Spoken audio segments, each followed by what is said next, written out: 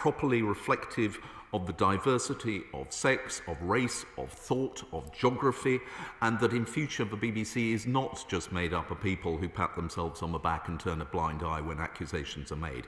It is fundamental reform that is needed, but I'm also assured that that is something which is recognised by the new management and they are determined to address it. Sir Edward Lee. When are we going to have the guts to stop the BBC criminalising people for non-payment of a licence fee, which is no better than a poll tax? Well, I do understand my right friend's strength of feeling. As he will know, we have now twice examined whether or not the licence fee should be decriminalised, or non-payment of a licence fee should be decriminalised. But it has revealed that if you do decriminalise, there is a risk that the alternative enforcement mechanisms actually lead to more distress for people who are perhaps not in a position to pay, with the possibility of bailiffs arriving and even greater fines. So we do need to look at this very carefully. As we have said, we have not ruled out decriminalisation, but we are balancing that against the consequences of the alternatives, and that is something which the government will continue to examine. Now we go by video link to Jamie Stone. Madam Deputy Speaker, as the House is aware, I am a Scottish politician. And during the 2014 Scottish independence referendum, the BBC came under very strong and sustained attack from the then First Minister, Mr. Alex Salmond, a gentleman who now broadcasts on Russian television and refuses to acknowledge the enormity of the crime that was committed in Salisbury. I wonder, does the Minister agree with me that in the long term, the editorial independence of the BBC and its protection from undue interference by politicians is paramount? I do agree with the Honourable Gentleman. The independence of the BBC is absolutely central to its reputation for objectivity and reliability, and indeed it contrasts very strongly with the channel which he has also mentioned, RT, which has none of those things.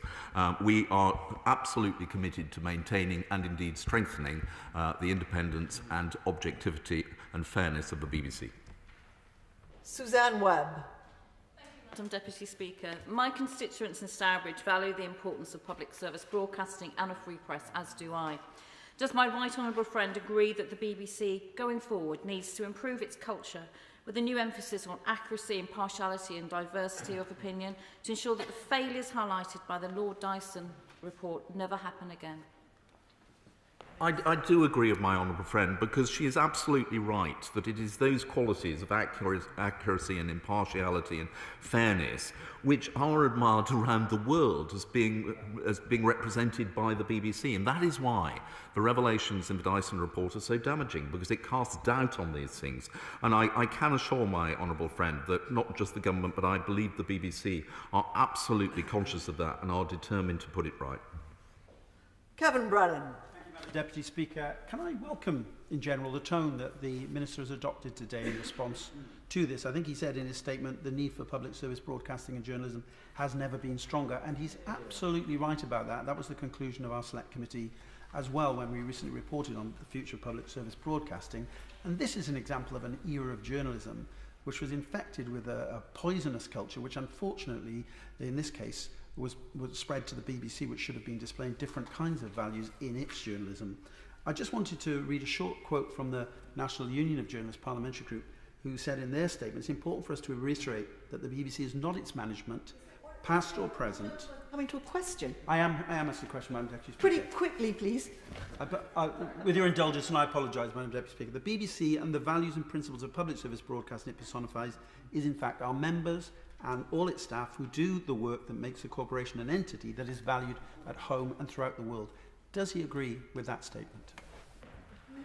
I do agree with that statement. There is no question that the challenge that is posed by fake news and disinformation, which is circulating at a level we have never previously seen, makes it all the more important that there is trustworthy, reliable places where one can go without questioning the validity of what is being reported. And the BBC represents that above all else.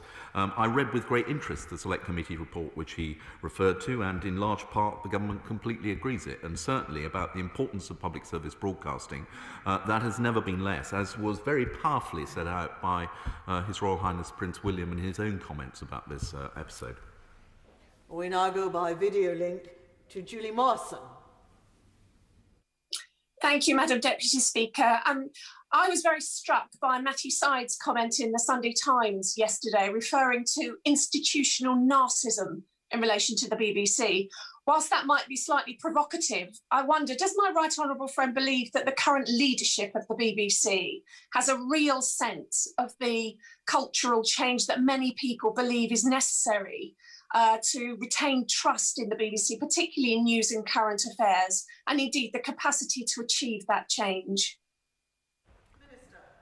I'm grateful to my honourable friend. I mean, there is no question that even before Lord Dyson's report was published, there was a widespread feeling that the culture within the BBC needed to change, that it was made up too much of people of the same mindset, of the same background, from the same part of the world, and that is something which I believe that the new leadership under the recently appointed chair, Richard Sharp, and the Director General are aware of, and that they are intending to address. Now we go by video link to Janet Davey. Thank you, Madam Deputy Speaker. And I'm very grateful for this urgent question. The BBC Board, as a response to the Lord Dyson report, has said it will review and assess the robustness of the independence of whistleblowing process. How important does the Minister consider independence in whistleblowing, including the protection of whistleblowers? I would say to the Honourable Lady, I regard it as absolutely essential, not just in the BBC, but in all public bodies. But what we need to make sure is that in future, if somebody blows the whistle and exposes malpractice in the BBC, the consequence is that somebody else gets fired and not that they do. Sir Bernard Jenkins. Thank you, Madam Deputy Speaker. Would my right honourable friend agree that part of the problem in the culture of the BBC is a confusion that people in the BBC very often confuse confuse accountability, the need to be accountable, with some threat to the independence of their editorial judgment, and therefore they avoid that accountability. Does the board now accept, in his view, that until there is a permanent and independent body, completely independent body, overseeing editorial policy, complaints procedures, whistleblowing, like a kind of accident investigation body, that we're not going to see that change of culture, because they will go back to their established custom, which is to deny accountability? Minister. Well, I think my honourable friend is right that we do need to see a much stronger oversight of the editorial decision-making process in the BBC. The BBC board covers a vast range of different aspects of the BBC's activities, its strategy, its budget, etc. And I think there is a case for greater oversight, particularly of journalistic decisions and editorial decisions. Quite how that is brought about is something which the review which the BBC have put in place is examining urgently, and I understand that that review will be producing a published report by September, and we will obviously want to look at that very carefully. Hannah Bardell.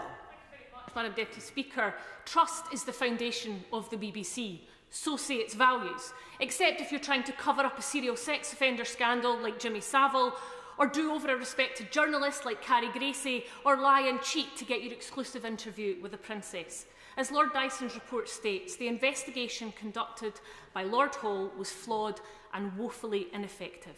And to add insult, a 2018 report found Scottish fee payers subsidise broadcasting in the rest of the UK by £100 million a year.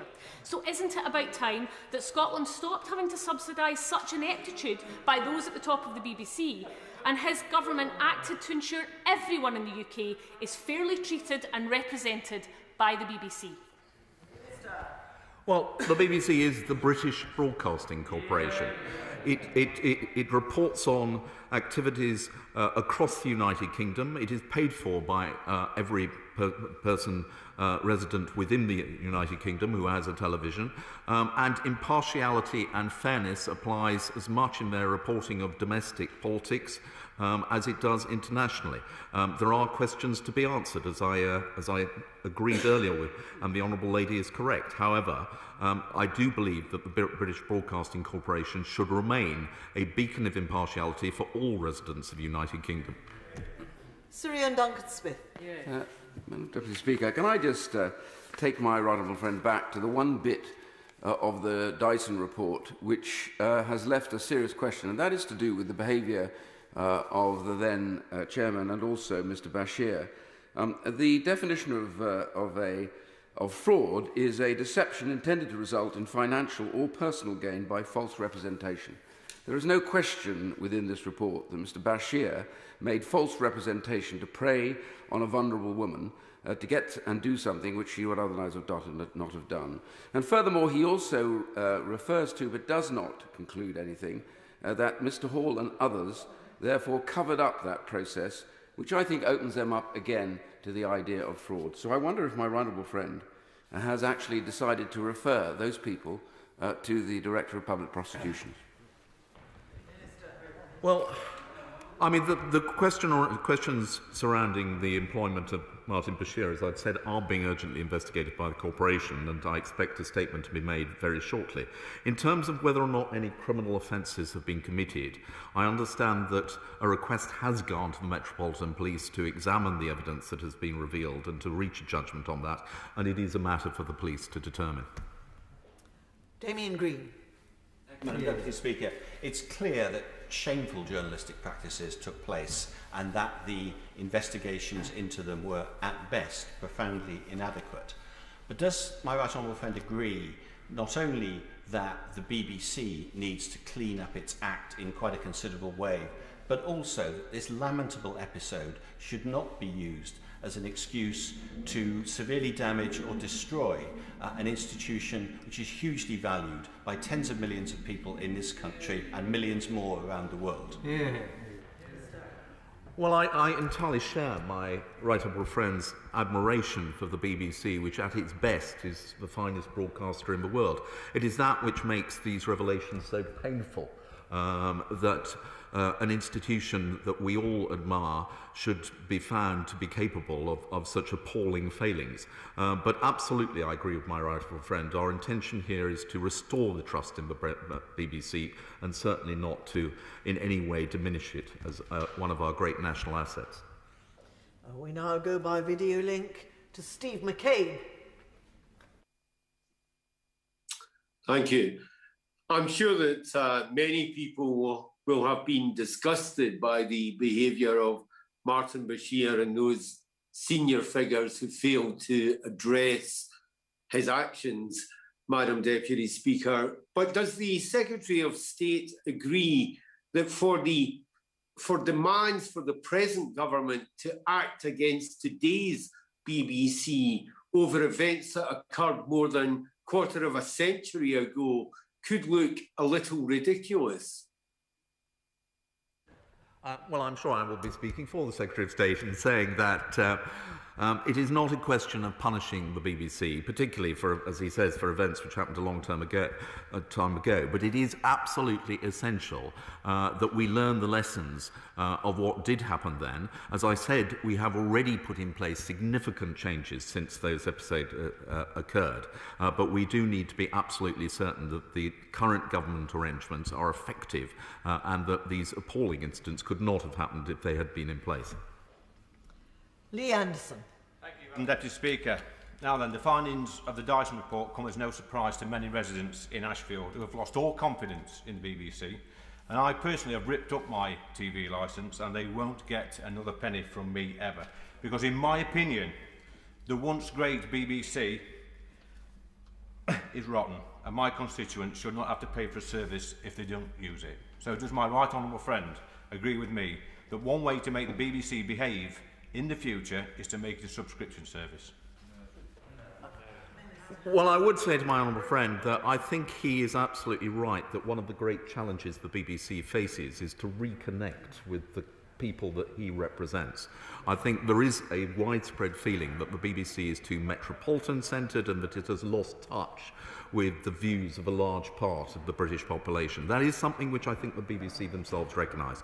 With regard to subscription, as I said earlier, the licence fee is in place till 2027 when the current charter expires, but obviously there is bound to be a debate about the future funding. It would require quite significant changes to the way in which people receive their television to move to a fully subscription model, but nevertheless I have no doubt that that is a debate which has already started and will continue. Now we go by video link to Neil Hanvey. Thank you, Madam Deputy Speaker. At its heart, the Dyson report speaks to the missing values of integrity, honesty and the value of truth at the BBC. Following the biased coverage of the 2014 independence referendum, this crisis in trust is but a taste of what audiences in Scotland have known for years. The BBC brand is broken in Scotland and broadcasting must therefore be devolved, or at the very least the introduction of a new funding model where all money raised in Scotland is spent in Scotland. Many will be bewildered by today's hand-wringing over integrity and impartiality when the broadcaster that sees no issue in giving space to the Scottish leader of UKIP in 2016, but yet refused any place for my party at the 2021 debates, despite being led by a former First Minister, 2 sitting MPs and numerous councillors across Scotland. Why is the UK government so quick to act when public trust has been broken now, but has been silent on the collapse in trust amongst viewers in Scotland for years? As a net contributor to the BBC with a 43 million annual shortfall between income and spending in Scotland, how does the UK government plan to plug the hole left, propping up programming elsewhere upon Scotland's independence? Well, the BBC is committed to impartiality in its coverage of all political events, including the referendum in Scotland and the current political debate. And it is very important that the independence of the BBC is defended and that it resists political pressure from political parties in Scotland, be it the SNP or indeed some new offshoot from them. Now we go by video link to Sarah Britcliffe. Thank you, Madam Deputy Speaker. With the midpoint review of the BBC Charter imminent, does the Minister agree with many of my constituents across Hyndburn and Haslingden that everything must be on the table for discussion, including its governance structures? And can the Minister clarify the scope of any future inquiries will cover the wider culture at the BBC? Well, the mid-term review is about the governance of the BBC and the new arrangements which were put in place, and it will certainly incorporate a consideration of the culture to ensure that the BBC in its present form is delivering on its public purposes. It is a mid-term review of the existing charter. There will, of course, be an opportunity for a more fundamental examination of every aspect of the BBC, including its funding, when we come to the renewal of the Charter, but that is still not for until 2027. Now we go by video link to Tahir Ali. Thank you, Madam Deputy Speaker.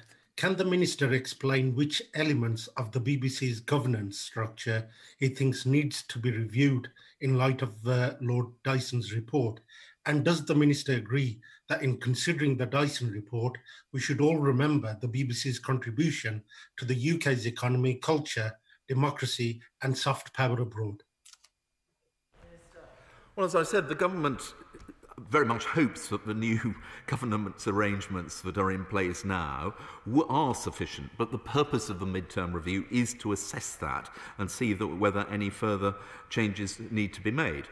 With regard to the contribution of the BBC, both to the economy of this country and to democratic debate, I entirely share the Honourable Gentleman's view that the BBC plays a central part in both. Richard Drax. Thank you, Madam Deputy Speaker. I must declare an interest. I worked for BBC South Today and BBC Radio Solent for 9 very happy years, where I witnessed the highest standards and was never influenced, ever, on how I was to report other than fair, fairly, balanced and accurately. It seems to me the problem is at the national level with senior management. Can my right honourable friend ask or tell the House how to ensure that senior management at the top of the BBC is in the future independent and meets all the very high standards that we want them to meet. Well, I'd say to my honourable friend, and I'm pleased to hear what he says about the high standards which pertained when he was working for the BBC, and obviously that is something which we hope will represent the BBC's values in the future. In terms of the leadership and management, the review which has been conducted by the BBC into the specific lessons to be learnt from Lord Dyson's report will actually feed into the wider reform agenda, which I think that the board are determined to pursue. And there is no question that there is a problem with the culture of the BBC, which goes beyond just the failings that have been identified by Lord Dyson. And I can assure my honourable friend that that is something which the leadership of the BBC does now recognise and is working hard to address. Tanmanjeet Singh Desi. Thank you very much, Madam Deputy Speaker. The hurt and anger felt by Princess William, Harry and other members of the royal family is palpable and painful, and I'm so glad that there has been an unequivocal apology from the BBC and the launch of the Lessons Learnt report on account of the diabolical journalistic practices endured by Princess Diana in 1995. But of course, the BBC is so much more than a single programme. It is a treasured institution which has contributed immensely to our nation over the last century. So would the Minister agree that it's very distasteful to see a feeding frenzy, especially from those with a severe dislike of the BBC? And does he also agree that it is the pinnacle of irony for the Prime Minister to be talking about being immensely concerned about journalism standards, given that he himself was sacked by the Times for inventing a quote? Well, the honourable gentleman was doing fine until the end. This is a more serious matter. I would agree with him certainly about the distress that has been caused to the royal family, which has been very powerfully expressed by His Royal Highness Prince William. That is something which the BBC, I think, recognises, which is why they are acting to address it. And I can only repeat what I've said already. The trust in the BBC is one of its greatest assets, and the BBC has now got to work hard to restore that. Now we go by video link to John Redwood. How can someone who supports Brexit, believes in the Union and loves England be persuaded that the BBC's view of public service broadcasting will in future be fair to their views? Will in future the BBC allow the majority on these issues more voice and less denigration? Well, I can answer my friend by saying that I am one of the people he has described precisely in all three of those particular measures. And I too have occasionally been concerned at what appeared to be a lack of impartiality in the BBC on some of those issues. And that is something which has been, I think, felt by a large number of people, and it is the job of the BBC, as I say, it is the first public purpose of the BBC to deliver impartiality, and I know that that is something that the management, the leadership of the BBC, which is now in place, is absolutely committed to, but they will be examining ways in which that can be strengthened where necessary. Now we go by video link to Martin Day. Thank you, Madam Deputy Speaker. While ministers toy with taking greater personal control of the BBC, true democratic reform remains out of reach. So rather than stifling journalistic freedom, will the minister consider devolving broadcasting powers to the devolved nations to ensure democratic local regulation of BBC services? Well, I would say to the honourable gentleman, firstly, that the government has no intention of imposing greater control over the leadership of the BBC. The BBC is independent, and we are committed to respecting and strengthening that independence. And when it comes to the question of governmental responsibility, it is not a devolved matter. The BBC is a national broadcaster covering the whole of the United Kingdom, and therefore we believe that it is right that it remains the responsibility of the UK government as a whole. Hugh Merriman. Thank you, Madam Deputy Speaker, and I chair the all-party parliamentary group for the BBC, and I say in that regard this has not been a good chapter for the BBC's fine history, and it's important that they learn the lessons. Can I just say to the Minister, I welcome his tone, very balanced tone. No one has done more in this place to try and reform the BBC and move them to that better place. Can I ask him just to describe a little more about the review process that will apply the conditions that exist now with regard to governance versus what would have occurred beforehand? Who will perform that role? Will it be his department, his officials, or will he bring somebody in to assist in that regard? Minister.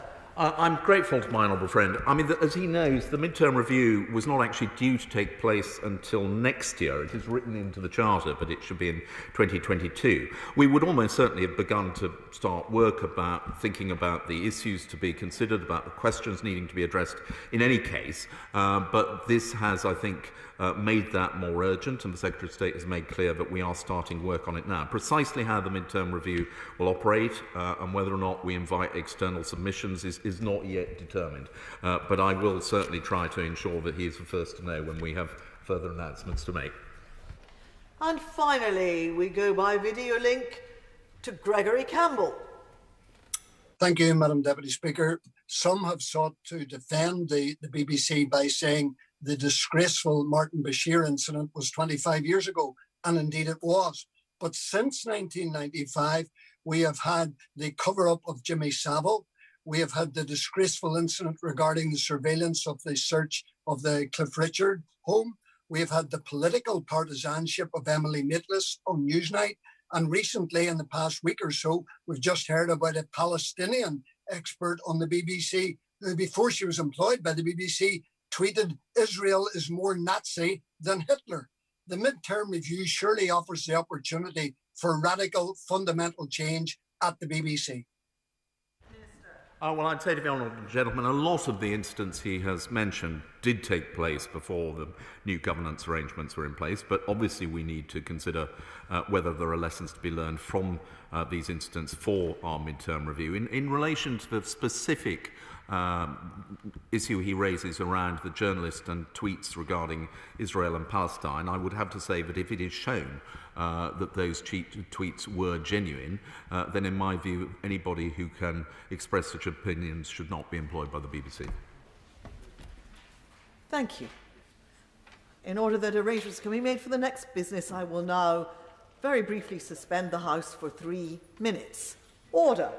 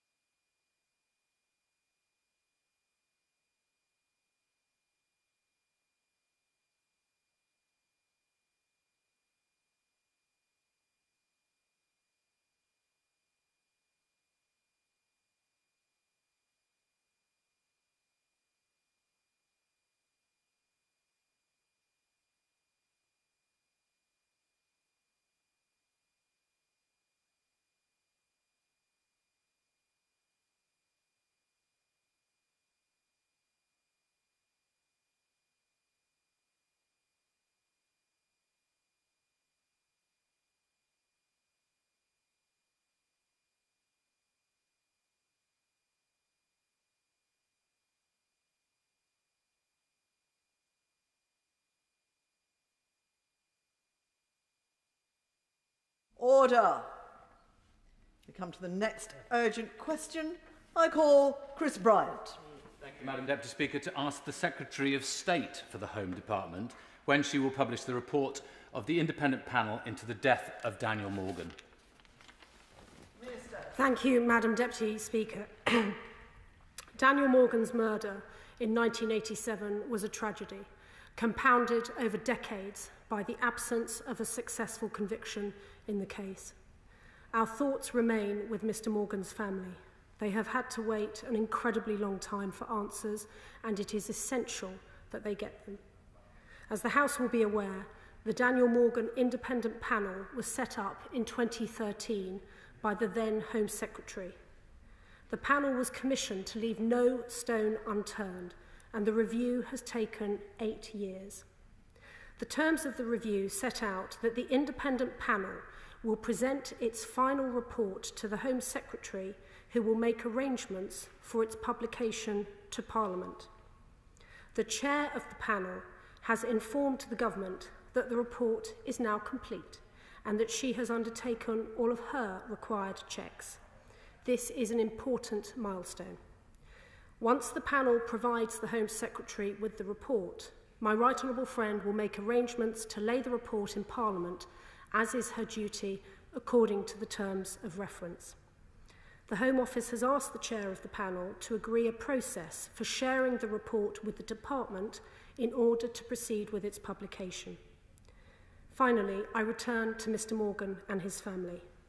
After 34 years of heartbreak, it is the sincere hope and expectation of the Home Secretary, and indeed all of us, that Mr. Morgan's family will receive answers to the many questions that surround the terrible circumstances of his death through the publication of this report.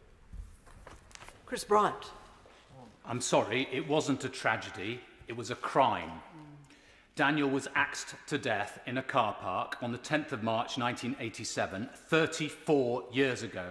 And thanks to corruption in the police and interference by News UK, the family have had no justice. That shames all of us. The government has already cancelled the Leveson 2 inquiry, which was promised to Daniel's family as a means of investigating that corruption. But now the Home Secretary has blocked publication of the independent panel report, saying that she wants to review it. She has no power in law to do that. It is not covered by the Inquiries Act. Her own terms of reference only allow her to make arrangements for its publication to Parliament. Daniel's brother Alistair told me this has only added to our pain, and he urges the Home Secretary speedily to reconsider her position and to put an end to this unnecessary situation. So will the Minister agree a date with the independent panel and Daniel's family today for publication this week? And will she undertake to publish the report in full without deletion, amendment or redaction? Because people are worried that she's not going to do that. It's not difficult to see why powerful people with very close friends in News International might want to delay or even prevent this publication. So has the Home Secretary or any of her advisers or officials had any formal or informal discussion or correspondence on this matter with News UK, with Rebecca Brooks or with Rupert Murdoch? And will she publish the minutes of her and her department's meetings with representatives of News UK over the last 12 months? If not, won't people conclude that the cover-up is still going on, and this isn't the party of law and order, it's the party of the cover-up? Minister. Well, I thank the honourable gentleman for his questions, and also genuinely thank him for bringing this urgent question to the House, because he has set out some of the reasons why this case is so very, very important. And indeed, we note that this review that was directed by the then Home Secretary in good faith 8 years ago, that it has taken as long as it has to work through the evidence. In terms of the allegation that publication has been blocked, that is not correct. One cannot block publication of a report if one has not yet received it. So the Home Office has not received the report.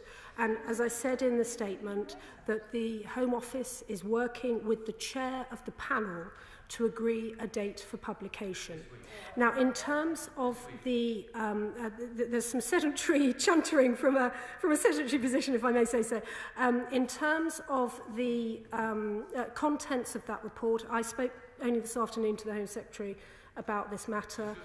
There is a very, very real wish on all sides, I think, to see this report published, to see answers for the families, and so she has, as I say, she will be looking at this report. But the reason that the publication have shouting at the minister from the front bench. It's simply not polite, Minister. Thank you, Madam Deputy Speaker. The reason that the publication has been set out, or the process of publication has been set out as it has, is because it's in the terms of reference of the report in 2013. And I quote paragraph 6, the independent panel will present its final report to the Home Secretary, who will make arrangements for its publication to Parliament. The Home Secretary will be entering that agreement in good faith. And the report will be published. There has been a question, I know, about redaction, editing, and so on. This will not happen. The only caveat, because I'm aware of my duties at the dispatch box, is that, as the Honourable Gentleman knows, the Home Secretary, like any other Home Secretary, has responsibilities, both in terms of national security, but also the Human Rights Act. The Honourable Gentleman dismisses national security with a wave of the hand, but these are the responsibilities that any Home Secretary must abide by. That is the only caveat. Once those duties have been discharged, then this report will be published. But again, we welcome the report. We look forward to receiving it from the panel when it is passed to the Home Office, and then the report will be published. Here we go by video link to Bob Blackman. Thank you, Madam Deputy Speaker, and I thank my honourable friend for updating the House on the current position. And clearly, all of our thoughts are with the family and friends of the late Daniel Morgan, who was savagely murdered. Clearly, they've had to wait an extended period of time for justice to be served.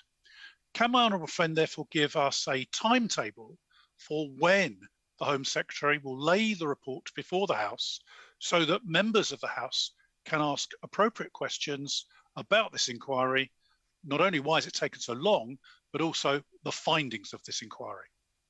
Minister. Thank you to my honourable friend.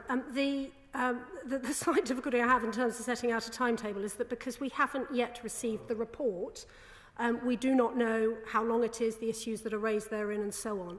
But the Home Secretary is clear that after 34 years, the family, understandably, wants this report. They want to see its conclusions, and so the Home Office will be working expeditiously to lay this report before Parliament as set out in the terms of reference of the panel review. Nick Thomas-Symonds. Thank you, Madam Deputy Speaker. I congratulate my honourable friend for the rondeur on securing this urgent question. I should say, Madam Deputy Speaker, that a member of Daniel Morgan's family is a constituent of mine. It is the family who should be uppermost in our minds today. And they have said this unwarranted and very belated interference by the Home Secretary amounts to a kick in the teeth. 34 years since Daniel Morgan's horrific murder. 5 failed police investigations, a collapsed trial, an inquest, no justice for the family, no answers. The independent panel was set up in 2013 to find answers. The 17th of May was the expected publication date, yet we have more delay. Now, there is no doubt the report considers profound issues of corruption and trust in institutions, but the Minister will be aware of the panel's strong condemnation of the intervention of the Home Secretary on the basis that it is unnecessary and is not consistent with the panel's independence. The justification given is to check on human rights compliance and to ensure national security is not compromised. But the independent panel itself said that a senior specialist Metropolitan Police team carried out a security check. It's been done already. So can the Minister explain why a further security check is necessary? Also, the terms of reference for the panel make clear that the Home Secretary's role is limited to receiving the report, laying it before Parliament and responding to the findings. So can the Minister say how this intervention and supposed check by the Home Secretary is consistent with those terms of reference? And how will the Home Secretary be working with the family and the panel to address these very serious concerns? And when will they actually agree a date, finally for publication, for an unredacted report, rather than prolonging the agony the Morgan family has been going through? Minister. Well, the Right Honourable Gentleman sets out, I think very eloquently, the terrible experiences of the family over the last more than 3 decades. And it is precisely because of the trauma that they have suffered over the years that this review was set out and commissioned. And so I know that he joins with us in wanting to ensure that the report, the nature of the panel report was as thorough as possible, and that report is now published. There is no disagreement at all between he and the government on that. We want to publish the report. We have not yet received the report. In line with the terms of the review, the Home Secretary will make arrangements for that, and that is what we want to happen. So again, the Home Office is very much in conversation with the panel to get the report, to make these arrangements, and when that has happened, then the report will be published. We now go by video link to Stuart MacDonald. Thank you, Madam Deputy Speaker. Given the outrageous history of corruption, injustice and delay in this case, the requests by Daniel Morgan's family are surely entirely reasonable. So will the Home Secretary meet the family? And will she agree that the timetable for publication of the report should be very, very short indeed, particularly given the presence of a suitably experienced solicitor and QC on the panel, means there should be almost nothing that the Home Office could possibly have any concerns about. Can I ask, why was the panel first told that the delay was down to elections and the period of mourning for the Duke of Edinburgh and consequential backlogs in terms of laying documents before Parliament? And then in relation to trying to build confidence in these processes, why can't there be an independent body that can adjudicate on these issues? And will she acknowledge that perceived ties and links between the Home Secretary and news organisations is all the more reason for such an independent process to exist in this case? And can we have full disclosure of all the meetings and correspondence between the Home Office and news organisations under investigation by the panel? And finally, if the panel points to the need for Leveson 2 to be revived with far greater powers than the current panel enjoys, will that happen? And if not, why not? Minister. Well, again, sadly, the Honourable Gentleman is asking me to speculate about a document that the Home Office has not yet received. We cannot publish a report until it has been received. If I may just correct one point, the Honourable, and indeed the Right Honourable Gentleman made this point in his speech as well. The panel may well have conducted its own checks, quite rightly so. It is bound to do so. But of course, the Home Secretary has her own responsibilities that she cannot transfer to anyone else. And this, again, applies to every Home Secretary. So in relation to national security concerns, honourable members will, I hope, understand that she has access to information that very, very, very few people in this country have access to. She must discharge her duties in accordance with her wider responsibilities as Home Secretary. But I underline again, the Home Secretary, the Home Office, the government want this report to be published. We want the review's findings in the open so that some of the questions that have been posed over the years are answered, and we hope there will be some sense of justice for those most closely related to Mr Morgan. And now we go by video link to Yvette Cooper. Thank you, Madam Deputy Speaker. The failure to ever prosecute anyone for the terrible murder of Daniel Morgan and the continued allegations around police corruption and media collusion make this an immensely important report. I don't know if the Minister understands that the way in which she's talking about this report, about reviews by the Home Secretary, about the Home Secretary having access to additional information that she has to review it against, only serves to increase distrust and unease in what is already clearly a distrustful process that should never have become so. So in order to restore trust for the panel and crucially for the family, will she commit that this report will be published before Parliament rises for the Whitsun recess if the Home Office receives the report this week? Minister. Again, I thank the right honourable lady who sets out the seriousness of it. I do appreciate the seriousness of it. I hope that that was apparent from my earlier comments. But I make this point again. I cannot commit to a publication date if the Home Office has not yet received the report. Please give us the report and then we can publish it. And now we go by video link to Sarah Jones. Thank you, Madam Deputy Speaker. Daniel Morgan Jr. Is Daniel Morgan's son, lives in my constituency, and I spoke to him this morning. I met Daniel at an advice surgery back in 2019 when he came to see me to ask if I could write to the then Home Secretary about the delay to the inquiry. The then Home Secretary, who's the Right Honourable Member for Bromsgrove, wrote to me in 2019 and he shared the concern that the inquiry was taking a long time, as you would imagine. But he said to me, as it fulfills this important work, the panel's investigation is rightfully independent of government. The panel must deliver its findings to Parliament and to the Morgan family as soon as possible. I am certain that you will understand that it would be improper for a minister to seek to influence any decisions made by the independent panel. My constituent's been waiting 34 years since the death of his father to see any kind of justice. So why does the Home Secretary not agree with the former Home Secretary that it would be improper for a minister to seek to influence any decisions made by the independent panel? And will she publish any advice from officials explaining why her powers have changed? Will she meet with my constituent? Minister. Well, again, I thank the Honourable Lady for bringing forward the very, very human aspect of this. I know that we're talking about a report, we're talking about a review process, but at the heart of this has been the family. And in fairness, if one looks at the written ministerial statement issued by the then Home Secretary at the time this review was announced, it was made clear that the family must be at the heart of this process.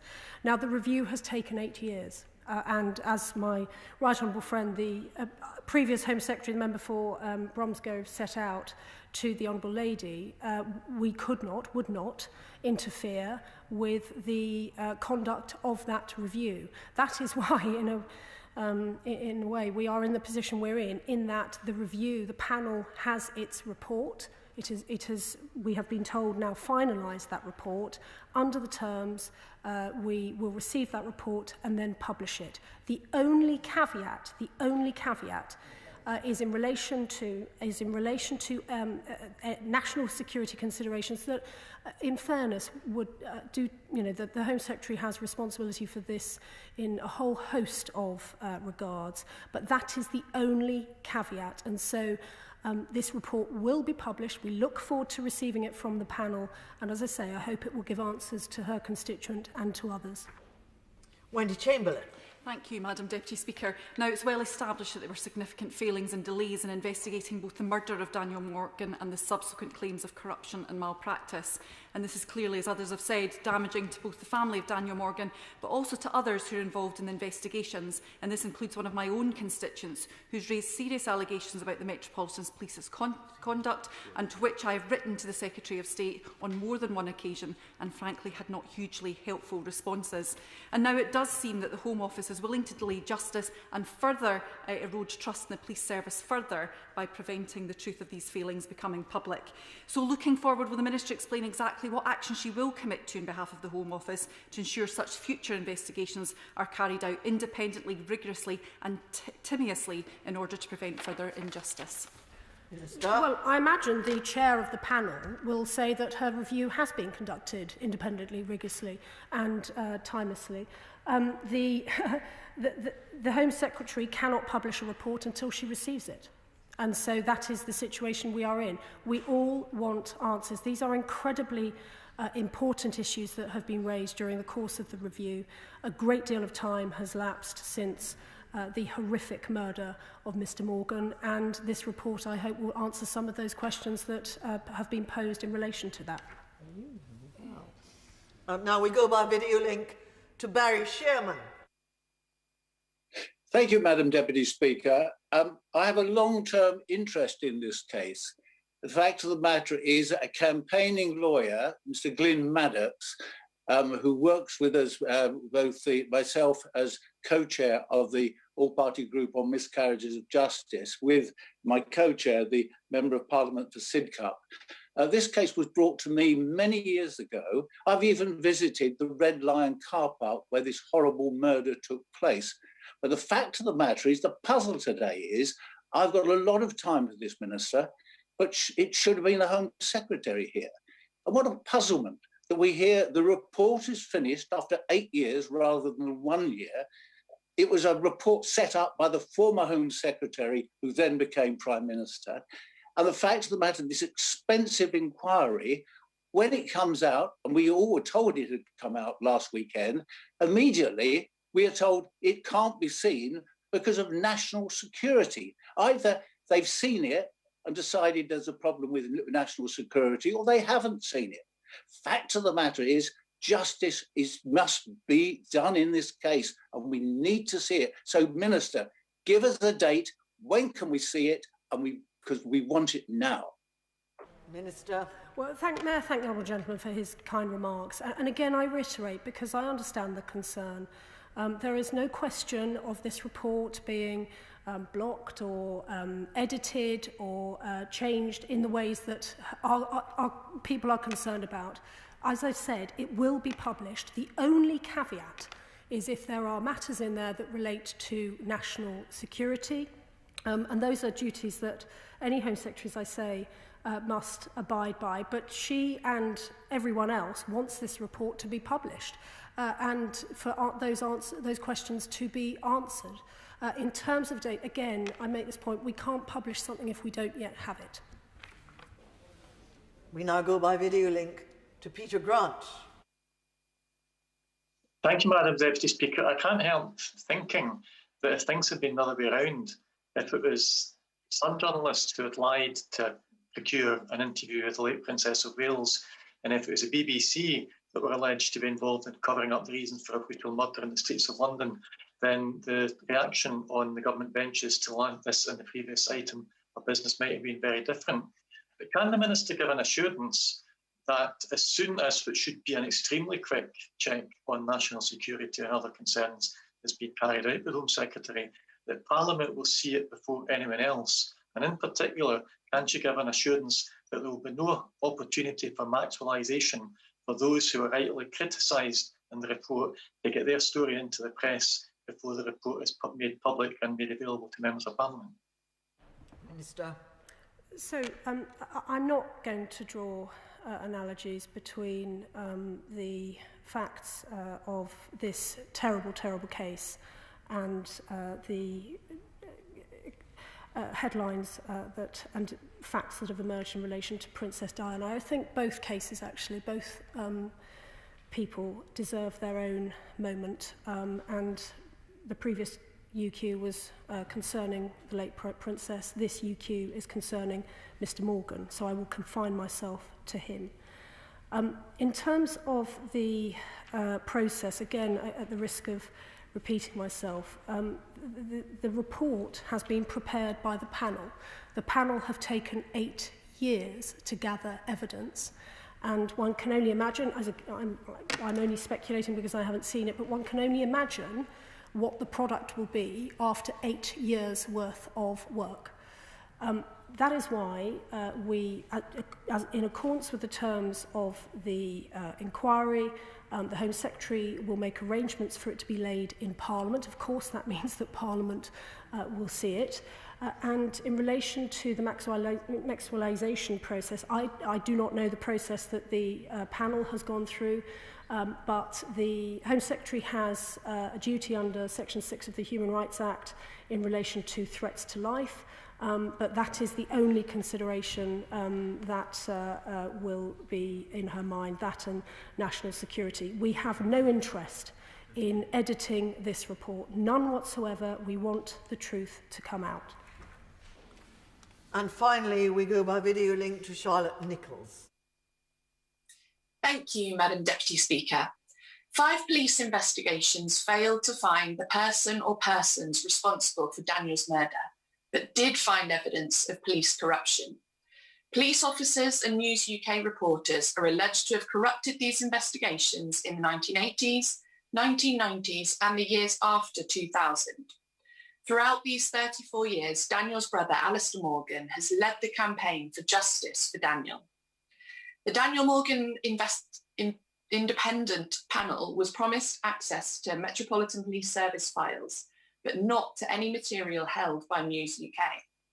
Given News UK employees' alleged involvement in the cover-up of Daniel's murder, will the Home Office now re-establish the Leveson Part 2 inquiry, which has the necessary power to investigate News UK, or does the government intend to allow potentially guilty parties in relation to this case to go free? Minister.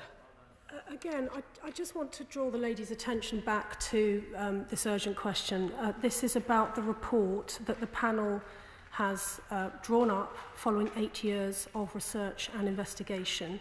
We want this report to be published. We want the truth to come out. And when we receive that report, we will, in accordance with the terms of the inquiry, publish the report, make arrangements for the report to be laid before Parliament.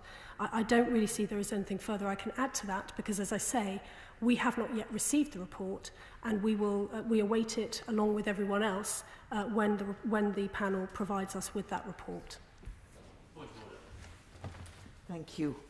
Point of order, Chris Bryant. Thank you very much, Madam Deputy Speaker. I mean, I know I shouldn't comment on what's just happened because that would be to keep the debate going, but I would very briefly, and I have got a genuine point of order coming, but I would just briefly point out that you could use national security to cover anything, even a mention of the Metropolitan Police. But anyway, my serious point of order, and I hope the Minister will listen to this, which is that there are, I think, at least 8 named day written parliamentary questions on the order paper for answer tomorrow.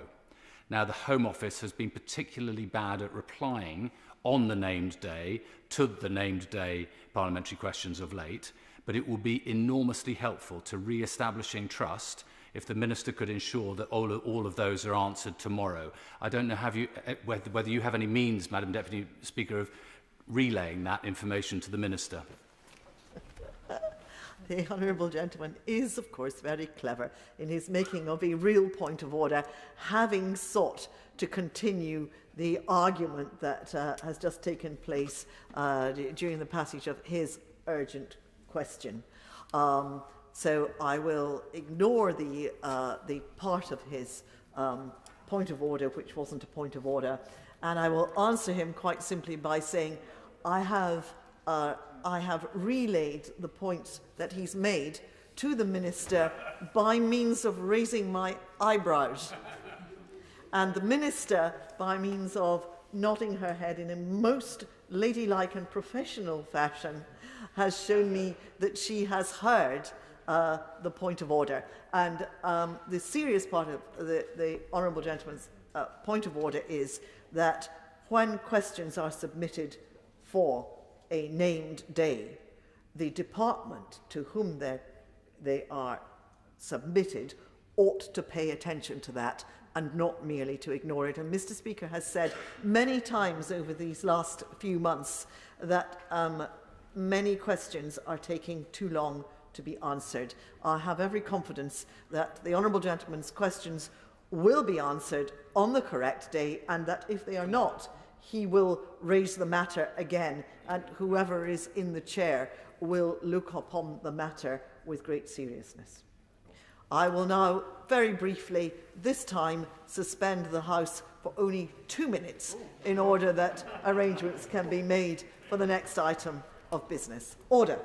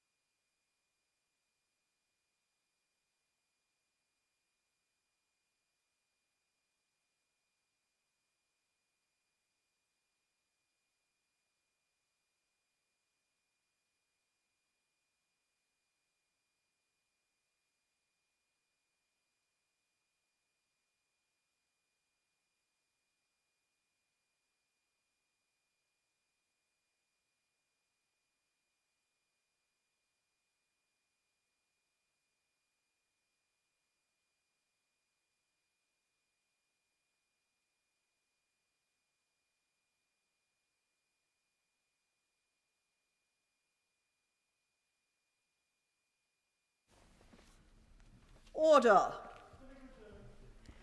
Ways and Means Resolution, Minister to move. I beg to move. The question is, as on the order papers, members of that opinion say aye. Aye. Of the contrary, no. The ayes have it. Ayes have it. Programme motion, Minister to move. I beg to move. The question is, as on the order papers, members of that opinion say aye. Aye. Of the contrary, no. I think the ayes have it. The ayes have it. The clerk will now proceed to read the orders of the day. Finance Bill, as amended in Committee of the Whole House and in the Public Bill Committee, to be considered. Now. We begin with new clause 23, with which it will be convenient to consider the other selected new clauses and amendments as listed on the selection paper. I call James Murray to move new clause 23. James Murray. Thank you, Madam Deputy Speaker, and I beg to move the new clause and amendments in my name and those of my honourable friend, the Shadow Chancellor, and other honourable and right honourable members. Madam Deputy Speaker, the vaccine has given us all hope, but we know the health crisis from COVID is far from over, and the impact on jobs, businesses and the economy resulting from the pandemic will be with us for a long time to come. People across our country and British businesses that have been struggling want to be able to get back on their feet. This bill should have offered them the support they need to do so. But instead, in this bill, the government chose to make half of all people in the UK pay more income tax, and its headline measure for businesses quickly and with good reason earned the nickname of the Amazon tax cut. This Amazon tax cut was proudly announced by the Chancellor as a new super deduction, a £25 billion tax break that the Chancellor has said represents the biggest two-year business tax cut in modern British history. What the Chancellor was less keen to make clear is that this tax cut is not targeted at British businesses who have been struggling in the outbreak, but it is one that stands to benefit some of the biggest multinational tech firms who have done very well indeed over the last year or so. As we have heard during previous debates on this bill, small and medium businesses can already benefit from the annual investment allowance. That allowance, extended by clause 15 of this bill, offers a 100% tax break on investment up to £1 million. We know this allowance will benefit almost all businesses already. The Right Honourable Member, the Financial Secretary, has said exactly that. He made very clear in a written ministerial statement on November the 12th last year that the annual investment allowance simplifies taxes for the 99% of businesses investing up to £1 million on plant and machinery assets each year. We pushed the government on this matter at the Committee of the Whole House. The Financial Secretary claimed then that the super deduction benefits all businesses that are in a position to take advantage of the eligible deduction it provides. He will know, however, that the 99% of businesses benefiting from the annual investment allowance already benefit from that allowance and will only benefit marginally from the new super deduction. The real winners of the super deduction were identified during the Committee of the Whole House by my right honourable friend, the member for Barking. She made the powerful argument that it will benefit most those companies with oven-ready capital investment plans benefiting from the increased demand that they have enjoyed over the last torrid year, companies such as the notorious tax avoider Amazon. As that phrase reminds us, Amazon already avoids paying much corporation tax in the UK at all by shifting profits to low-tax countries overseas, a point I will return to shortly. But it is depressing that through his super deduction, the Chancellor is finishing the job Amazon started and wiping out that last little bit of tax they pay in this country. The House may remember we asked the government to look again at this matter at the Committee of the Whole House.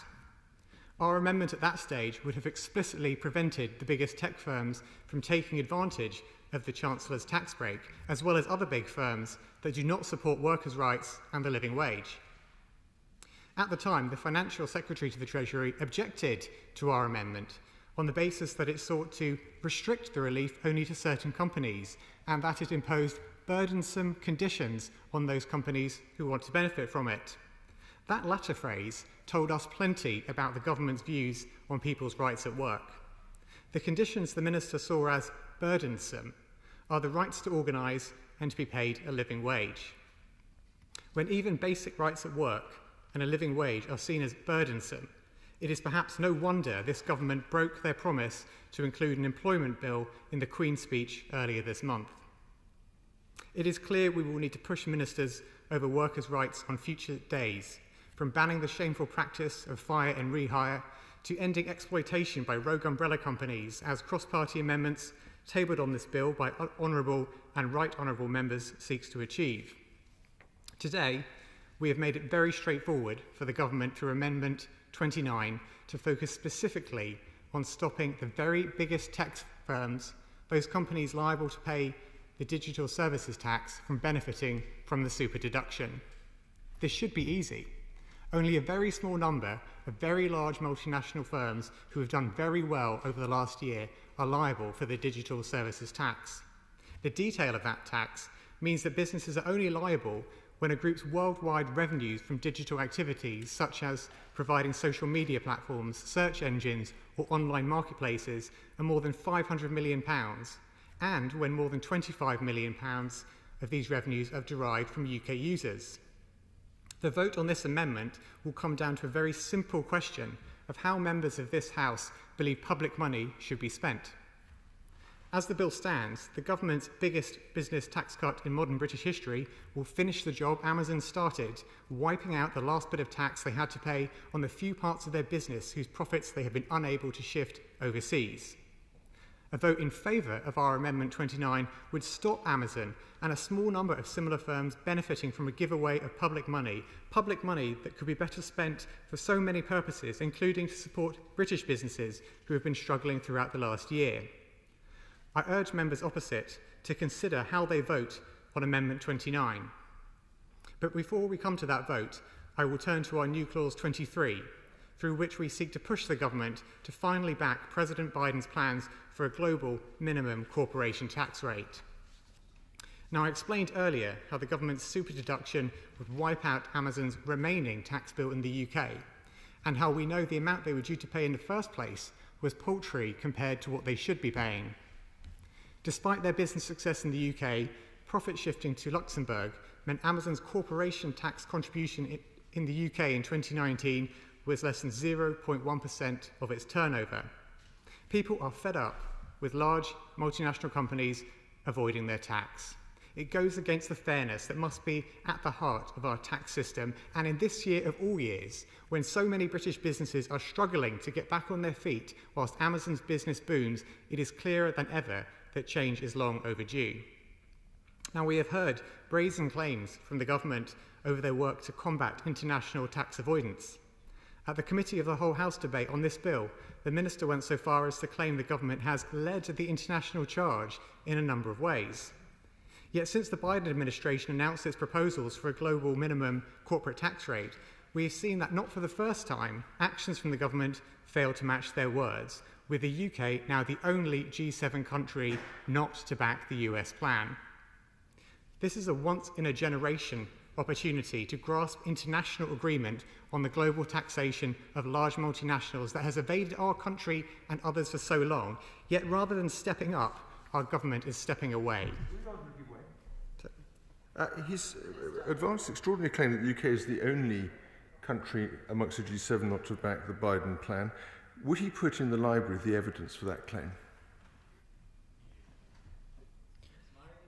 I'm very happy to put in the library references to comments from the other G7 countries indicating their support for this. And what I would ask the Minister to do is put in writing the support from the UK government for the plans proposed by President Biden, given that that is what he should be able to do today. And he should act because the British people want the government to act. He need only look at polling carried out recently by Yonder, formerly Populous, at the end of April, which showed overwhelming public support for action to tackle global corporate tax avoidance. 3/4 of respondents thought the UK should be playing a leading role in doing so. But this polling also showed that less than a third of people trust Boris Johnson and Rishi Sunak to tackle global tax avoidance. And the public are right to be sceptical, as the government has shunned ample opportunities to come out in favour of President Biden's plans. Indeed, since we began debating this finance bill in the House of Commons, I have put to the Minister and his colleagues 3 times and got nothing. At the second reading of this bill on April the 13th, I urged the Exchequer Secretary to confirm that she and the Chancellor backed plans for a global minimum corporate tax rate and that they would do everything they could to make it a reality. The Minister did not respond. Then, at the Committee of the Whole House on April the 20th, I asked the Financial Secretary to confirm whether the Chancellor backs the plans, in case his colleague's lack of response was simply an oversight. He refused to do so, only saying that the government welcomed the renewed commitment that the US administration have made in this area. And then third, in a debate the following week on April the 28th, I again put the question to him as simply and directly as possible: does the Chancellor back the plans proposed by the US President? The Minister replied he did not think it is appropriate for ministers to comment on tax policy in flight. It is very hard to conclude anything from this pattern of responses other than that the government is not backing these proposals to succeed. Now, we know that in much of the discussion around President Biden's plans and those proposals formulated in recent years by the OECD and G20 with which his plans largely align, the debate has centred on the so-called Pillar 1 and Pillar 2 of any agreement. In broad terms, Pillar 1 relates to where profits are taxed, and Pillar 2 relates to a global minimum corporate tax rate. Both are important to developing a fairer tax system, both feature in President Biden's proposals, and we in the opposition want to see progress on each. So, we have been trying to understand why the government is so reluctant to get behind President Biden's plans. There was a suggestion in the Financial Times last week that what the UK wants is more movement in terms of where large multinationals pay taxes, Pillar 1, before agreeing to support the President's global minimum corporate tax rate, Pillar 2. They quoted a UK Treasury official as saying that the core UK proposition is that we've got to solve the digital tax issue. It is not primarily about a minimum tax. But to quote the Chief Executive of Tax Justice Network, that argument is absolute nonsense. Many commentators have joined him in taking a very sceptical view of what the UK claims its position to be. They point out that President Biden's plan includes steps to make progress on Pillar 1, and whilst any estimates are necessarily rough, Pillar 1 would only bring in a few percent of the estimated £14 billion that a global minimum corporate tax rate at 21% under Pillar 2 would raise. A report by Bloomberg, however, implied the real reason behind the government's position may be to cynically disguise their real agenda, namely a desire to keep the possibility of a race to the bottom in the future alive. That would be such a damaging and short-sighted approach. People are fed up with the race to the bottom, and we thought even the Chancellor had had a conversion when he admitted to the BBC Today programme around the time of the budget that years of Conservative economic policy had failed. The Chancellor told the BBC that there was an idea that corporation tax cuts could help spur investment, and what we've seen over the past few years is that we haven't seen a step change in the level of capital investment that our businesses are doing as a result of those corporation tax decreases. After years of people being frustrated at tax avoidance by the biggest multinational companies, this new global deal, finally within reach, would be a game changer. It would raise billions of pounds a year for investment in our British public services and industry. It would stop British businesses being undercut by large multinational firms who shift their profits overseas, and it would change the behaviour of governments around the world by calling time on the race to the bottom on tax rates. That is why a global minimum corporate tax rate is so important. This is a once-in-a-generation opportunity, and it would be a shameful failure for our government at the G7 meeting we are hosting in Cornwall next month to fail to lead on securing a global deal. It is crucial we show support and help build momentum behind the Biden administration's ambitious plans. Already, we have seen the US waver on the initial rate of 21% that they floated in April, with the US Treasury now speaking of 15%. It has been reported that this change came following meetings last week the US had with negotiators from other countries. Crucially, their Treasury has underscored that 15% is a floor and that discussions should continue to be ambitious and push that rate higher. This makes it absolutely clear that what other countries say and do matters. It would be unforgivable if the UK's reticence so far to back President Biden's plans had already played a part in allowing the starting point of negotiations to slip to 15% rather than a rate of 21% as initially suggested. The latest turn makes it even more urgent than before for the UK to step up and back US plans for an ambitious global deal. As our new Clause 23 sets out, the government should look at the impact of a global minimum corporate tax rate of no lower than 21%. And since this bill raises UK corporation tax to 25% in 2023, we ask the government to consider the impact of a global minimum rate following that set in the UK. A global deal is vital to stop our country's corporate tax policy being set as it is effectively set today by tax havens and others competing in the worldwide race to the bottom. When others cut their rates of corporate tax, we are hit by a pressure to the UK rate, by a loss of vital revenue, and by our businesses who pay their fair share being further undercut. As a country, we should never reward those who do not play fair. We will need a government who will do whatever it can to end the race to the bottom that currently allows a few large multinationals and tech giants to avoid paying their fair share of tax. The race to the bottom by tax havens and others means that British people miss out on the benefit of tax that should be paid here, and that British businesses are left being undercut by a few large multinational firms who are able to dodge their responsibilities. By making sure the 100 or so large multinationals that this tax impacts on pay their fair share in Britain, we can build an economy fit for the future with thriving industries and good, secure jobs for all. With a level playing field that is fair, our British businesses will succeed thanks to the great quality of the goods they produce and the services they provide. The government should be taking a lead on this once-in-a-generation opportunity. Our challenge to them is to seize this chance at a global deal that would bring billions of pounds into our country, that would stop British businesses who pay their fair share being undercut and instead support them to thrive, and would be the fair approach that British people expect their government to follow. Review of impact of a global minimum rate of corporation tax.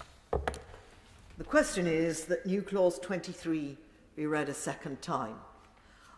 The House has become familiar to always having a time limit on every item of business, but I hope that we can manage this consideration of this stage of the finance bill without a time limit, and I hope to be able to do so by appealing to members who are taking part to have consideration for other members and not to speak for too long. How long is too long? More than 5 minutes is too long. But if somebody takes 5.5 minutes because they're making some important points, that would be fine.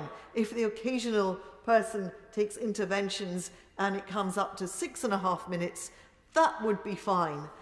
But if people take longer than is necessary, I will have to impose a time limit, and that makes for a less good debate. So let us try to behave like parliamentarians and not take too long. That's putting a tremendous amount of pressure upon Stephen Hammond.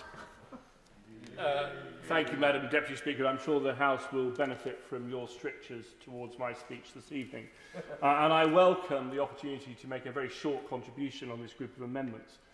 As the Honourable Gentleman opposite rightly makes the point, the OECD Biden proposals are an attempt to ensure that there is a multilateral legal framework to ensure that multinational companies pay tax in the countries that they derive that revenue. And unlike him, I have to say that any sensible look at history will show that this is a government that has led the way on this since 2010. There can be no suggestion that it has not been the UK government that has led the way on ensuring that multinationals should not be able to shift profits to avoid taxation, that have tried to lead the arguments on securing over many years a multinational, multilateral agreement on where revenues and profits are derived and how those are taxed. And so across the House, we ought to tonight recognise that is what the government has been trying to achieve, and that is what the government supports. And it has been true since 2010, and one of the former Chancellors, George Osborne, I think, led the way on that matter.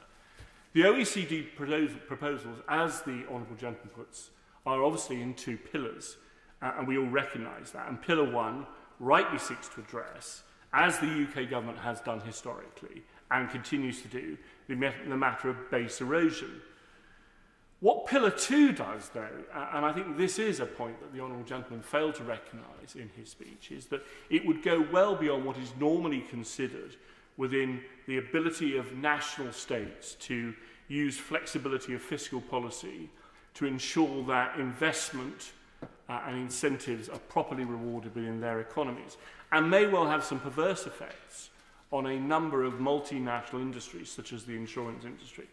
And given your stricture, Madam Deputy Speaker, I shan't give my long peroration on that matter.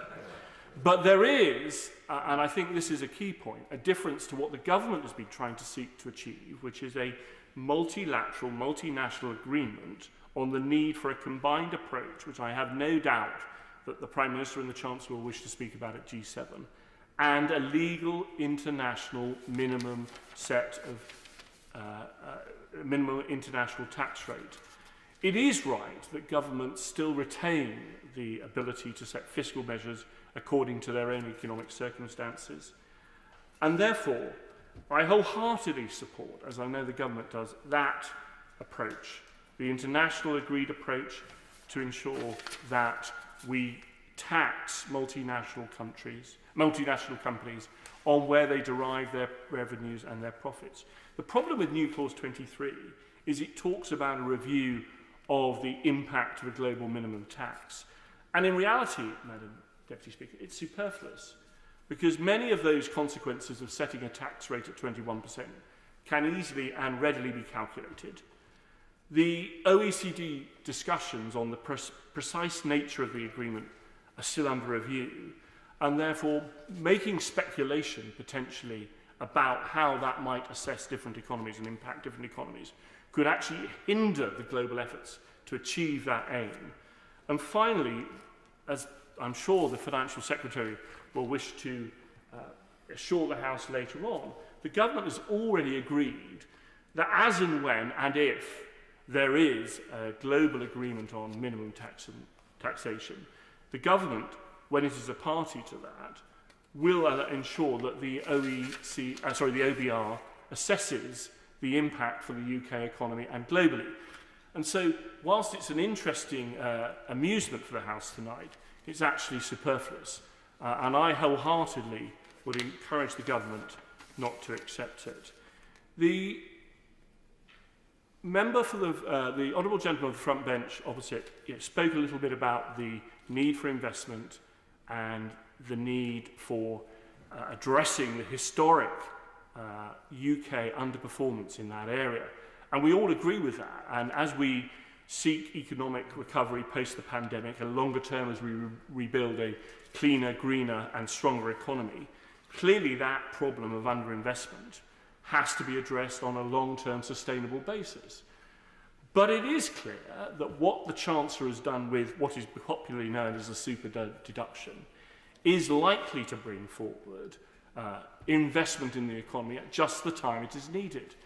And there is an element to say, of course, we want to concentrate that on any number of small businesses that may not benefit from investment relief. And this may or may not be at the margin, but it may or may not be at the margin which has the greatest impact. And I think the super deduction, which the opposition seek to criticise, will do exactly that. And they want the OBR to assess the impact in other areas of this finance bill. But already the OBR has made an assessment of this particular measure in this bill, and that is it will derive at least 10% extra investment in the UK economy. And at this stage of our economic recovery, Madam Deputy Speaker, that seems to me to be fundamentally important, and therefore I hope the government will push ahead with the super deduction as it is in this finance bill, and actually even consider it on a longer term basis as well, because I think it is hugely important that we address both the underinvestment in both physical and indeed human capital. And therefore the amendment the government is bringing forward tonight, which is an amendment to Clause 9, which will allow leased buildings to qualify for that super deduction, it seems to me to be eminently sensible. And given your stricture, Madam Deputy Speaker, although I have another 15 minutes of brilliance, I shall now sit down. Fine. I thank the honourable gentleman. We now go by video link to Alison Thewlis. Thank you very much, Madam Deputy Speaker. I will also try to bear what you say in mind and keep my comments fairly brief. I want to just start with what the US Treasury Secretary Janet Yellen has said. She has said that competitiveness is about more than just how US headquartered companies fare against other companies in global merger and acquisition bids. It's about making sure that governments have stable tax systems that raise sufficient revenue to invest in essential public goods, to respond to crises, and that all citizens fairly share the burden of financing government. And that really does sound like something that this government ought to be getting behind. It makes absolute sense. And it's very exciting to see that the Biden plan for global minimum corporation tax rate is gathering pace. And it's reported that the G7 is close to a deal paving way to an OECD deal later on in the year, perhaps. An action described in the Financial Times as the largest shake-up in corporate taxation for a century. And as the Shadow Minister set out, the government have been ducking questions on this and ducking responsibility.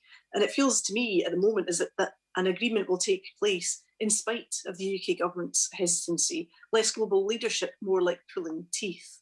And why would the UK stand in favour, perhaps, of the types of profit shifting this global action international corporations trying to stamp out? Why would they let our businesses be undercut? Why would they forgo valuable tax revenues?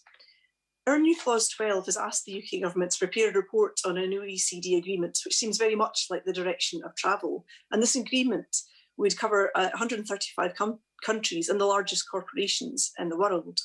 We believe it's important the UK government fully understands the impact of such an agreement on each and every part of these islands, and on business investment, employment productivity, GDP growth, and on poverty. Because the impact of not reaching a deal has been included in our new Clause 12 too, as it's important that we can fully understand the impact that should the UK pursue some kind of crazy isolationist stance against this global growing consensus. And the SNP, we also have great sympathy with new Clause 22 and Amendment 31. Those using tax havens and with a history of corporate tax avoidance should not seek to obtain benefit from schemes intended to support businesses which already pay their fair share. I asked Treasury Ministers what safeguards they intend to put in place if they don't accept these very sensible and logical amendments. I'm glad at Government Amendment number 2 that there's some recognition of the issues facing those who have background plant and machinery in leased property, allowing them to qualify for the super deduction. I remain hugely frustrated that there's yet to be any wider support and any wider recognition of the many businesses both involved in leasing and those who lease machinery themselves. And I seek assurances that ministers will continue to hold the door open on this issue and to look at it, because there are so many companies that would benefit from the super deduction if it weren't for the fact that they have always leased machinery. They contribute hugely to the productivity of this country, and there should be some recognition of that within the government's proposals. Thank you very much. Thank you. Now we go by video link to Margaret Hodge. Thank you, Madam Deputy Speaker, and I beg to move the amendment that stands in my name and in the name of honourable and right honourable members from across the House, and I'll try and keep my comments brief too. I want to go back to first principles and try to convince ministers that what we're proposing is simply fair, just and practical. 85% of the British public pay their tax without question through the PAYE system. And for many of those hard-working taxpayers really struggling to keep their families going, particularly after the pandemic, it is simply unconscionable to watch the big corporations, the Googles and the Amazons that have made so much money during the pandemic, watch them continue to create financial structures that have no other purpose than to avoid paying corporation tax. Shifting their profits simply to avoid tax isn't just unfair, Madam Deputy Speaker, it's utterly immoral. And I recognise that the government has been trying to close the loopholes. That's why they introduced the diverted profits tax in 2015. The tax is an attempt to catch and tax the profits global corporations make from the economic activity they conduct here in the UK before those profits are shifted out of Britain to tax havens or low tax jurisdictions. The tax, by definition, only applies to those multinationals that deliberately engage in artificial financial arrangements to avoid tax. So why on earth are we about to reward those very companies with what the Chancellor described as the biggest two-year business cut in modern British history? Our amendment would simply make the culprits of aggressive tax avoidance ineligible for the super deduction. How can ministers object to this proposal? These are companies that refuse to contribute to the common pot and are about to be gifted by us from that very same pot through a hugely generous tax relief. These are companies that need the public services that taxes buy, from improved connectivity to transport infrastructure, from education of their workforce to investment in the NHS to keep their workers healthy. Yet they persist in deliberately not paying a fair share in corporation tax. And these are companies that can undercut and destroy our high streets and our community businesses. They exploit the tax advantage, the price advantage that they gain from avoiding corporation tax that they should be paying. Yet the government is about to bestow on them the largest bonanza from big business in modern times. We know that the diverted profits tax hasn't been a great success. Indeed, in this year's budget, the Chancellor is seeking to hide its failure by bucketing the receipts from this tax together with the money it receives from betting and gaming duties.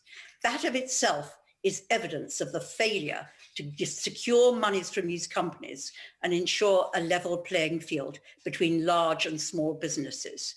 But deliberately allowing tax-avoiding multinational corporations to benefit from this new 25 billion injection of cash is unbelievably foolish. Not one of my constituents will understand why this government is using their taxes to subsidize those who pay a pittance in corporation tax on the profits they earn here in the UK.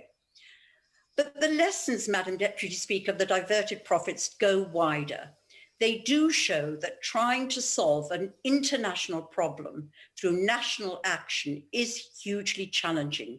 Time and time again, I've taken part in debates when ministers have responded to our calls for unilateral action by stating that the problem of taxing multinationals will only be properly addressed through international agreements. I've agreed with ministers when they've argued that the best way of responding to the reality of global businesses whose business models are based on digital technologies is through new international tax treaties. I've urged our ministers to demonstrate global leadership in this space through the G7, the G20, and the OECD. But it took one Joe Biden to provide the leadership, the courage and the imagination we've all been crying out for. His proposed reforms would enable us to have an internationally agreed basis for reallocating global profits to national jurisdictions for the biggest companies and would set a minimum global rate of corporation tax. The UK should be a prominent voice promoting this historic and game-changing set of proposals. We should be there welcoming these moves that would at last deal with an injustice that offends us all. We should be leading the charge to ensure international support for the Biden proposals and not be the ones who seem to be dragged kicking and screaming to the negotiating tables. Yes, the proposals need further thought. In particular, we shouldn't agree a new set of international rules that only benefit the richer nations and leave developing countries disadvantaged, still unable to tax the profits earned in their jurisdictions. But to find Britain plastered across the international press as being the country that is preventing progress and thwarting agreement is, Madam Deputy Speaker, truly shocking. Is the government really pursuing the national interest, or is it simply defending the individual interest of a few giant global corporations and their immensely wealthy owners? The motion moved on the order paper by my honourable and right honourable friends on the front bench provides a timely opportunity for the government to assert publicly that they're backing Biden. Opposing that motion provides, I'm afraid, clear evidence that they don't want this New Deal. They actually prefer to put the interests of the powerful multinationals above the interests of ordinary taxpayer.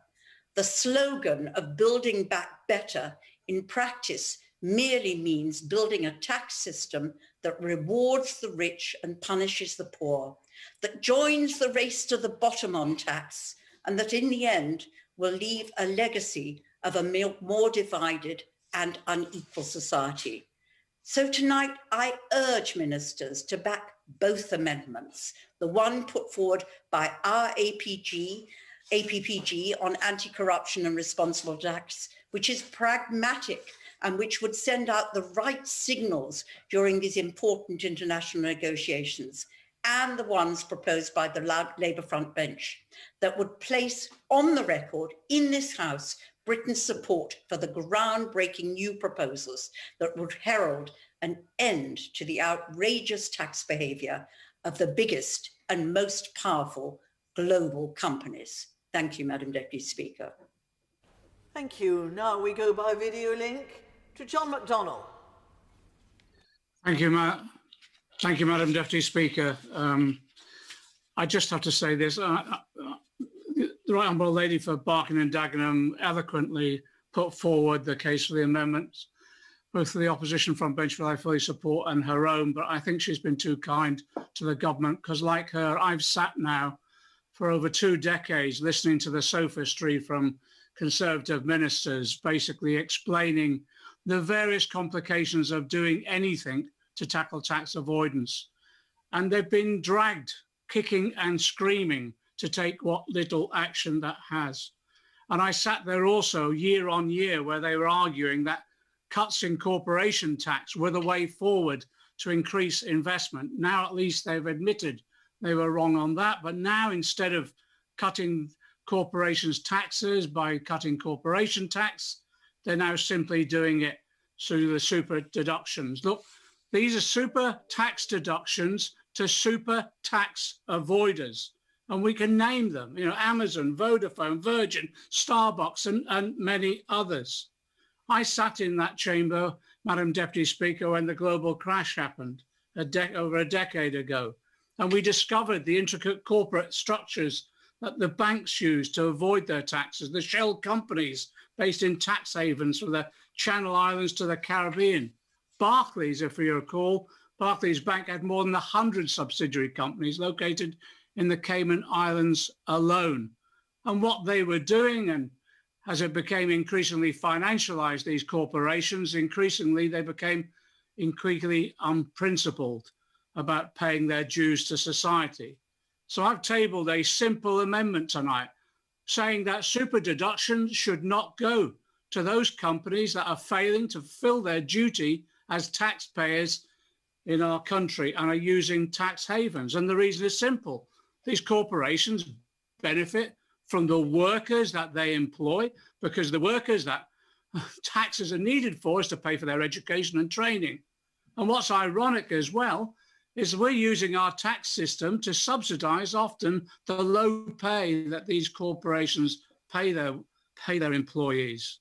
They also benefit from the infrastructure. That's why they should be paying their way within our country itself. I have to say, in this struggle over this last 20 years or so, I think it's worth paying tribute to those who've campaigned so hard, as members of this House, and I pay tribute to the Honourable Member for Barking and Dagenham, but also all those activists and academics and journalists. I want to pay tribute to the groups in the UK, the Tax Justice Network, the UK Uncut, who took direct action, Tax Justice UK, and those journalists and researchers who helped expose the Panama Papers and the Paradise Papers. One of those journalists was the Maltese investigative journalist Daphne Caruana Galizia, She was assassinated in 2017 for the work that she did in exposing tax avoidance and money laundering. The clause I put forward is very straightforward. It's no company should be eligible for these tax reliefs in this bill if they are located or have subsidiary companies located in tax haven jurisdictions. And the most authoritative list of tax havens or secrecy jurisdictions is the European Union's blacklist of non-cooperative jurisdictions for tax purposes. That should be the basis of our approach, but we're outside of the EU now, so we must go further. So paragraph 2 of my new clause gives the Secretary of State powers to list additional jurisdictions that do not cooperate in disclosing information to Her Majesty's Revenue and Customs. In this way, at least we can ensure that we're not, in effect, acting as subsidisers for these tax avoiders and, in fact, laundering tax reliefs into their coffers. It's a simple amendment. I support the front bench and the other amendments which have similar effect, but I've had enough. I'm sick to death of sitting here listening to excuses from government ministers about failing to act when so much needs to be paid through a fair taxation system, and so many of our constituents are having to endure continuing austerity because of the lack of tax revenues, but also living, unfortunately, in poverty as a result of the failure to have a fair taxation system that redistributes wealth in our country. Thank you, Madam Deputy Speaker. Thank you. Danny Kruger. Thank you, Madam Deputy Speaker. I rise with great enthusiasm for the proposals set out by the government, particularly for the super deduction proposal. And we heard from my honourable friend, the member for Wimbledon, just now about the benefits that this super deduction will bring to tax receipts eventually, but to growth in the immediate term, to our national finances. But I want to talk quickly about the benefit that will be felt locally in Devizes. And I spoke today to the boss of Wadworth Brewers, Madam Deputy Speaker, the brewer behind the legendary 6X ale and the Bishop's Tipple, with which you'll be familiar, Madam Deputy Speaker. These are not tax avoiders, as the member for Hayes and Harlington just described them. These are local employers who drive growth and employment in my constituency, and they are going to use this super deduction to invest in more buildings, more jobs, more brewing and more beer in Wiltshire. And I'm absolutely delighted to welcome the proposal on their behalf. But of course there is a real problem that the super deduction proposal is seeking to address, which is that, sadly, low corporation tax has not driven the sort of private sector investment that we need, and therefore I support the rise in corporation tax. It'll be imposed on profits on the biggest firms. And we live in a topsy-turvy world, Madam Deputy Speaker, where we see Joe Biden proposing a 15% corporation tax. The Labour Party is proposing 21%, but we are proposing 25%. But I recognise the value of that, and we've got to pay the bills of this pandemic somehow, and I appreciate that this is the right way. And we will still have the lowest corporation tax in the G7. And this will make, with the super deduction and with the other measures that are being set out, the best country in the world to invest and to bring a business. Madam Deputy Speaker, let me finish by stating my support for the efforts that the government is making, the world-leading efforts to ensure that big tech pays its fair share of taxes. We just heard from the Right Honourable member for Barking that she thinks we should back Biden. I think we should back Britain, Madam Deputy Speaker. We should back what this country and what this government is doing to lead the debate on fair taxation. The key challenge for us is to ensure that the taxes that is gathered through whatever global agreement that we can make is paid in the right places. And it would be a bit of a shame, Madam Deputy Speaker, if we achieved some global minimum tax that was all paid in California. So I welcome what the government is doing. I look forward to the Minister's response and to announcements that I hope will be forthcoming ahead of the Cornwall Summit. And I absolutely back everything the government is doing through this bill. Thank you. Christine Jardine.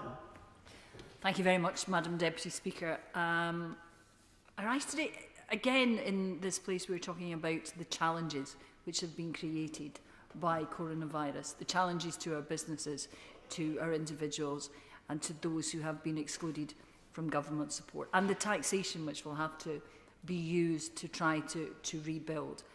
But in the finance bill which the government has laid before us, I believe they have missed important opportunities to do that for the benefit of all our constituents.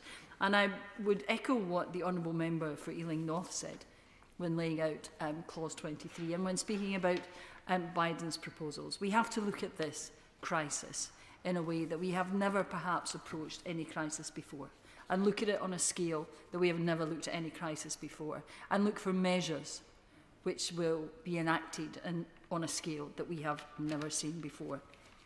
But I would also like to express my support for amendments tabled to address and to indeed stop the malpractice that is rife and has been laid before us an amendment by the APPG inquiry into how contracting should work, and to stamp out, as I said, the malpractice and mis-selling to public and private sector freelance and local workers amongst unregulated umbrella companies, practices which have created the climate where tax avoidance schemes are rife and being mis-sold.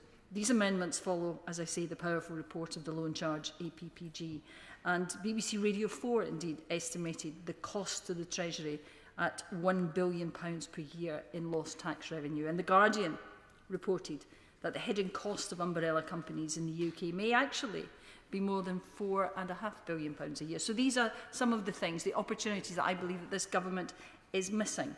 There are also specific amendments before us tonight about measures which would require the Chancellor to review separately the effectiveness of furlough and size, of the impact of the finance bill on small businesses, and the impact of the bill on transitioning to zero-carbon domestic flights by 2030. All of these, I believe, are opportunities which the government is failing to take.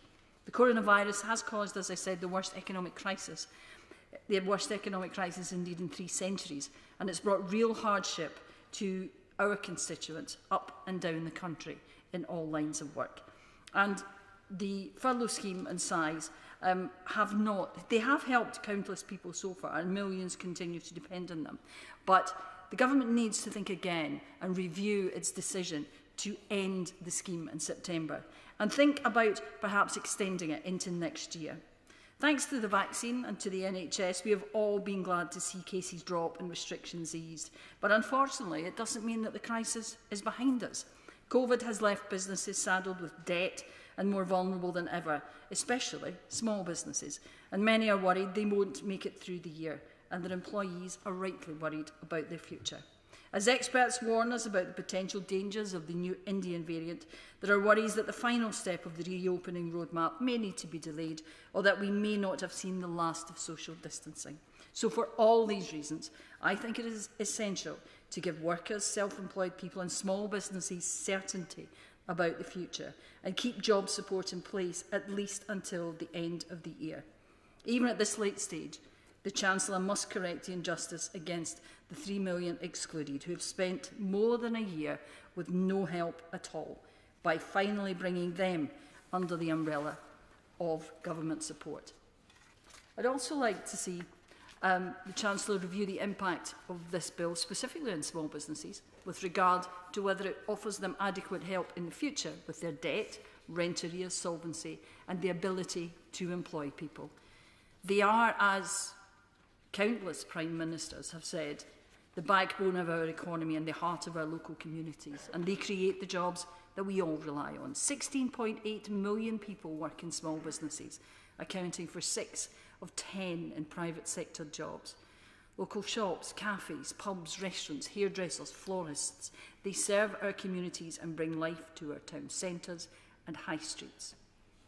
If allowed not just to survive, but to thrive, they can be the engines for growth and jobs in the months and years to come. At the moment, they're struggling under record amounts of debt and months of rent arrears. The collective debt burden is more than £100 billion, according to the Federation of Small Businesses. Something like 250,000 of their members could close by the end of this year. On top of that, they've also been badly hit by the terrible EU trade deal. That's why I believe the Chancellor must adopt a revenue